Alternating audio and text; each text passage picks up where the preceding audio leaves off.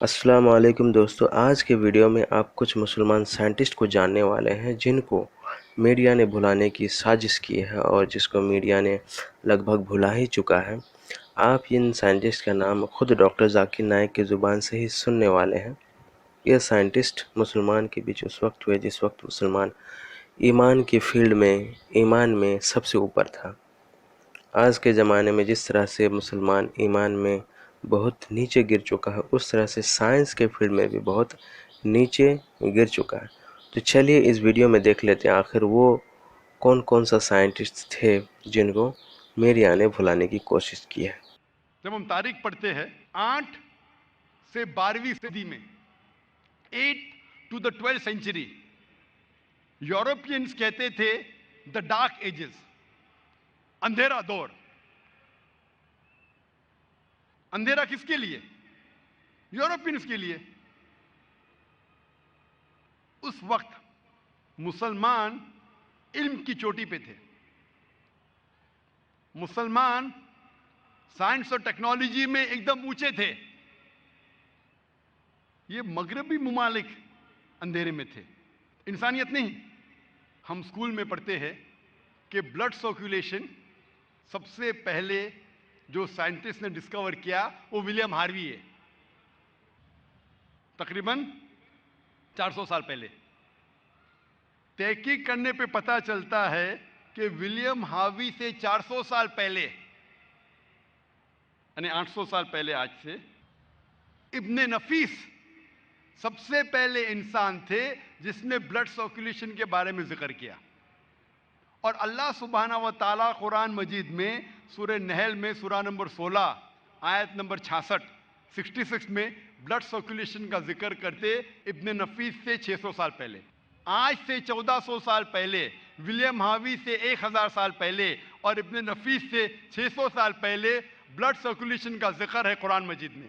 آج ہم جانتے ہیں سائنس ترقی کرنے کے بعد کہ انسان جب کھانا کھاتا ہے تو کھانا پیٹ میں جاتا ہے، پیٹ سے جاتا ہے اتڑیوں میں، اتڑیوں سے خون کے ذریعے کئی اعضاؤں میں جاتا ہے، آرگنز میں جاتا ہے، انکلوڈنگ میموری گلینڈ، انکلوڈنگ چھاتی کے پستے میں، جہاں سے نکلتا ہے دودھ۔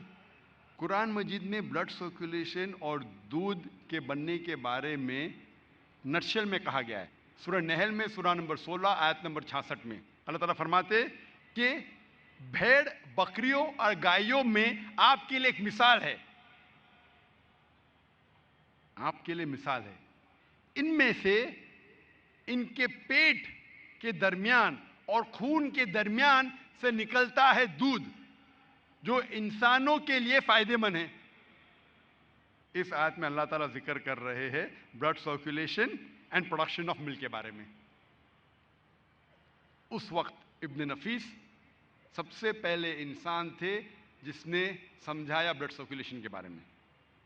ہم اسکول میں جب ورلڈ میپ آف جیوگرافی ہم ڈرا کرتے اسکول میں، سب سے پہلے شخص جس نے دنیا کا نقشہ بنایا اس کا نام تھا الادروسی، سن 1154 میں، 1154 میں۔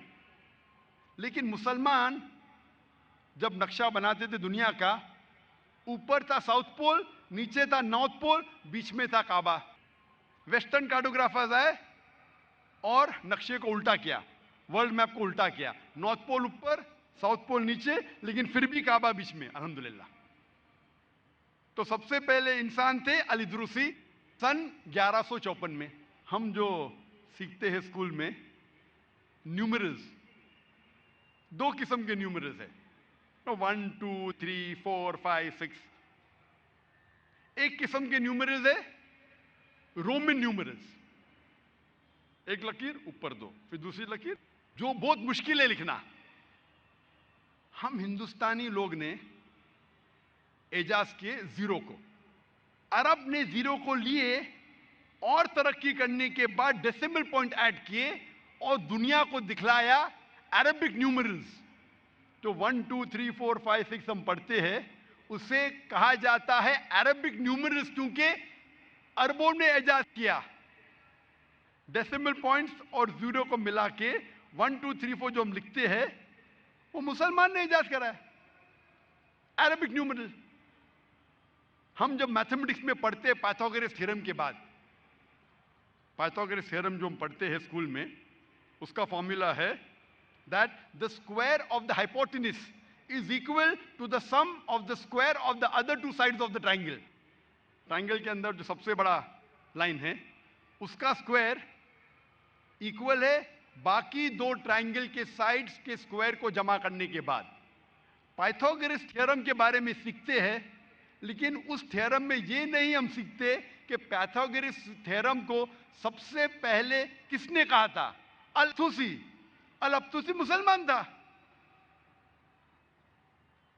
میتھمیٹکس میں ہم سیکھتے ٹریگنومیٹری کے بارے میں. Who is the father of trigonometry? Trigonometry کے فادر ہے، ٹریگنومیٹری کے والد ہے البرونی، مسلمان. کتنے لوگ جانتے الکھندی کو؟ الکھندی نے کہا کہ آل لاز آر ریلیٹیو.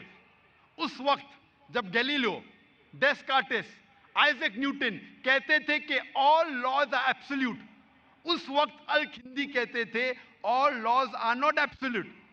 اس کے بعد کئی سال بعد البرٹ آئنسٹائن آئے، انہوں نے پروپاؤنڈ کیا تھیوری آف ریلیٹیوٹی. ہم سب جانتے ہیں البرٹ آئنسٹائن کو ملا نوبل پرائز. کتنے لوگ جانتے ہیں الکھندی کے بارے میں؟ کتنے لوگ؟ یہ اثر ہے مغربی تعلیم کا. اصل میں جو تھے سائنٹسٹ، ان کا نام و نشان مٹ گیا. ہم اسکول بکس میں الکھندی کے بارے میں نہیں پڑھتے، ابن نفیس کے بارے میں نہیں پڑھتے، الطوسی کے بارے میں نہیں پڑھتے، الادریسی کے بارے میں نہیں پڑھتے. کئی سال پہلے 3 بھائی تھے، محمد، احمد اور حسن شاکر. یہ 3 بھائیوں نے ریڈ سی پہ ایک ڈگری کے ذریعے سرفیس ایریا میجر کیا سارے ارتھ کا. اپنے اس دھرتی کا سرفیس ایریا میجر کیا اس وقت جب لوگ سمجھتے تھے کہ دھرتی چپٹی ہے، دی ارتھ از فلیٹ. اس وقت یہ 3 بھائیوں نے ریڈ سی کے ایک ڈگری کے ذریعے سرفیس ایریا میجر کیا، جو آج سائنس کہتی ہے ماشاء اللہ کافی حد تک الحمدللہ صحیح ہے. ہم پڑھتے کیمسٹری میں فادر آف کیمسٹری گیبر. گیبر کا نام کبھی کبھی ہم سنتے ہیں. گیبر کون ہے؟ گیبر جابر ابن حیان. وہ گیبر لگتا ہے ویسٹرنر ہے، انگریز ہے. گیبر تو کون پہچانے گا مسلمان ہے؟ جابر ابن حیان. وہ جابر ابن حیان تھے جو فادر تھے کیمسٹری کے. پہلا شخص جس نے الکوہل کو ڈسٹل کیا اس کا نام ہے جابر ابن حیان. یہ الکوہل جو لفظ ہے انگریزی، وہ عربی لفظ الگل سے آتا ہے. الگل کے معنی ایول اسپرٹ، مطلب شیطان جیسی چیز. الگل سے لفظ آتا ہے الکوہل، عربی لفظ سے. گیبر ہماری کتاب میں گیبر لگتا ہے کہ کوئی انگریز سائنٹسٹ ہے. جابر ابن حیان. ہم جب تاریخ کی تحقیق کرتے ہیں، سائنٹیفک تاریخ کی، ہمیں پتہ چلتا ہے کہ محمد زکریا رازی جو الحمدللہ میڈیسن کے میدان میں ماہر تھے، انہوں نے 2 کتاب لکھی اسمال پاکس اور میزل پہ. ہم جب سائنٹیفک تاریخ تحقیق کرتے ہیں پتہ چلتا ہے کہ علی ابن عباس نے 20 جلد لکھی تھی theory and practice of medicine کے بارے میں. اور آج کی سائنس کہتی ہے کہ ایک مشہور شخص تھے ایویسینا جسے کہا جاتا تھا ایرسٹوٹل آف دا ایسٹ، جو بہت فیمس فلاسفر تھے، میتھمیٹیشین تھے. ایویسینا اس کا اصل نام تھا علی ابن سینا.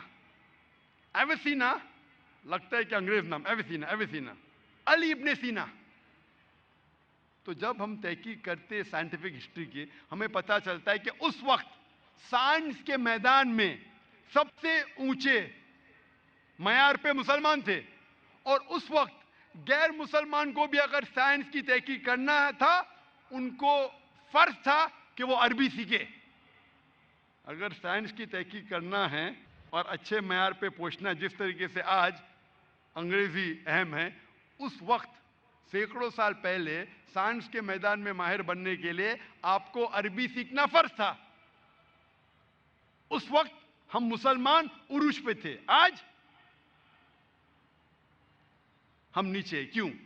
اس وقت ہم مسلمان قرآن اور حدیث کے قریب تھے. ہم اللہ اور اللہ کے رسول کے فرمان پہ عمل کرتے تھے.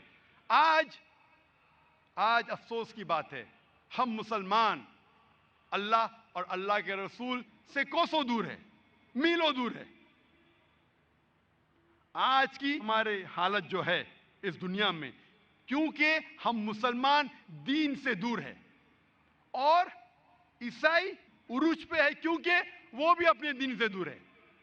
وہ لوگ اپنے دین سے دور ہے جو غلط دین ہے اور عروج پہ پہنچ گئے. ہم ہمارے صحیح دین سے دور ہے، دین الحق سے، اور آج ہماری حالت کہ ہم نیچے ہے.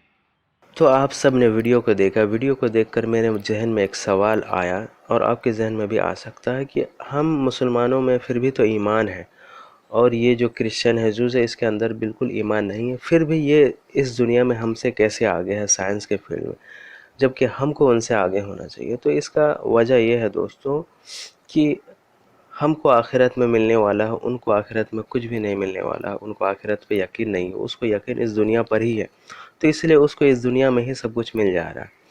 اور ہم کو کیوں نہیں مل پا رہا؟ کیونکہ ہمارے اندر ایمان رہنے کے باوجود بھی ہم غلطی کر رہے ہیں، ایسا کام کر رہے ہیں جو اسلام کے خلاف ہے. یہی وجہ سے یہ جو آج دنیا میں ہمارا رسوائی ہو رہا ہے، جہاں بھی ہم اپنے آپ کو مسلمان کہنے سے ڈرتے ہیں، تو یہ سب اللہ کی طرف سے ایک طرح کا آپ سزا سمجھ لیجئے.